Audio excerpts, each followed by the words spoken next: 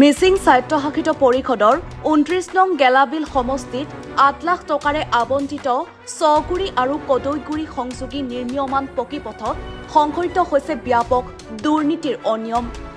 তথ্যমতে স্থানীয় অঞ্চলৰ নিতুল বৰী নামৰ এজন ঠিকাদাৰে পথ নিৰ্মাণৰ ঠিকা লাভ কৰিছিল।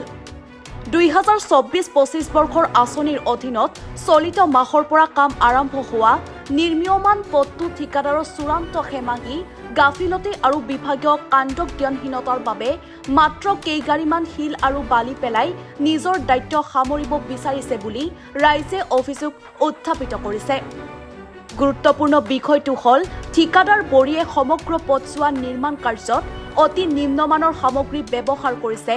তদুপৰি ১-২ ইঞ্চি পৰিমাণৰ শিল বালি পেলাই সদ্য নিৰ্মীয়মান পকী পথছোৱাত ব্যৱহাৰ কৰা শিলগুটি অফৰি ওলাই যোৱাৰ তথ্য পোহৰলৈ আহিছে।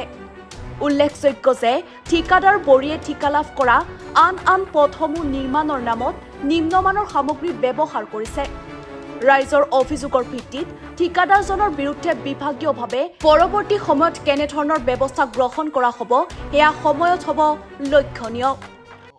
ছগুৰি চাপৰি কদৈগুৰি ৰাস্তাটো MSCয়ে কি বনাবলৈ যোগাৰ কৰোঁতে এইটো ৰাস্তাত নিতুল আৰু কি আছিল ৰাকেশ দলে এই দুটাই মানে তাত উদ্বোধনী কৰিছিলে। কৰোঁতে মই এটা তাত গৈ পালোঁ। গওঁতে মানে গোটেই আমাৰ এই মাটিকেইটাই কান্দিছে। গোটেই মাটি পেলা নাই ইয়াক মাটি পেলোৱা এৰিয়াই নাই বুলি কৈছে, ইষ্টিমেটেই নাই বুলি কৈছে। তাৰপাছত মই ক'লোঁ, তাৰ লগত কাজিয়া হ'ল। ই কৈছে মাটি পেলোৱাৰ অধিকাৰ দিয়া নাই অফিচে। ৮ লাখ টকা আহিছে, ৮ লাখ টকা ৪ লাখ টকা অফিচে কাটিব আৰু ৪ লাখ টকা লালনি পাঞ্চনিয়ে কাব আৰু ২ লাখ টকাৰে কাম কৰিম কৈছে। সেইবোৰ কাজিয়াত মই মানে উপায় নাপাই ৰাইজক মাতি পেলাই দেখুৱালোঁ। দেখুৱাৰ পাছতো এতিয়া ১০-১২ দিন হ'ল, ১০-১২ দিনত কাম কৰা নাই। এইটো ৪ গাড়ী পেলাই আজি কিমান ২০০ মিটাৰ বনাব লাগে। তাৰপাছত আকৌ আমাক কৈছে কালি হেৰিটো বনাই আছে প্লেটখনক বনাওঁতে কৈছে ছাইড বাম নাই নে বুলি সুধোতে ছাইড বাম টাইট বাম নাই, এনেকৈ ডালিব লাগে। এইটোৱে আমাৰ কাম বুলি কৈছে। আৰু কৈছে আমাৰ কথা মোৰ কথা, মই কাম কৰিলে কৰিম, নকৰিলে নাই। এইটো নিতুল বৰী।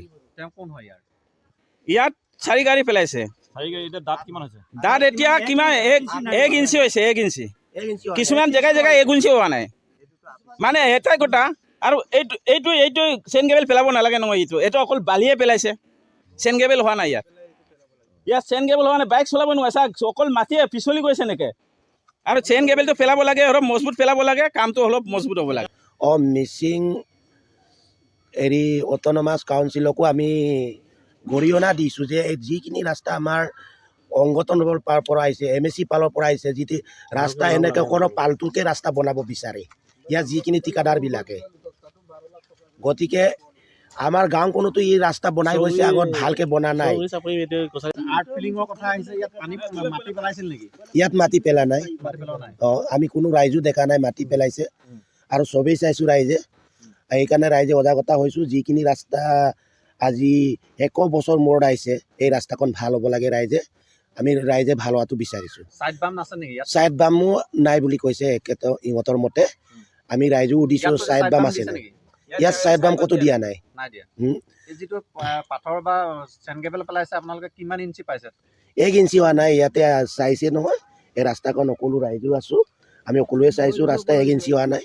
কিমান হ'ব লাগে আপোনালোকে জানেনে? ৰাস্তাটো 6 ইঞ্চি বুলি শুনি পাইছোঁ। সদ্যহতে আমাক একো কোৱা নাই। সুধিলেও নকয়। মানে সুধিলেও মানে অকণমান হেৰিতে কথাটো কৈ দিয়ে। এই নিতুল বৰী ৰাইজৰ লগত কাজিয়া কৰিব বিচাৰে। ঠিকাদাৰ নিতুল বৰী ঠিকাদাৰ। ৰাইজে কিবা এটা সুধিলে অকল ৰাইজৰ লগত মানে জাগাৰা হোৱাটো বিচাৰে। আমি বিচাৰোঁ ৰাইজৰ ৰাস্তা এটা আহিছে, ভাল হোৱাটো বিচাৰোঁ। দেৰগাঁৱৰ পৰা প্ৰাঞ্জল দাসৰ ৰিপৰ্ট, এনি ভাৰত 24।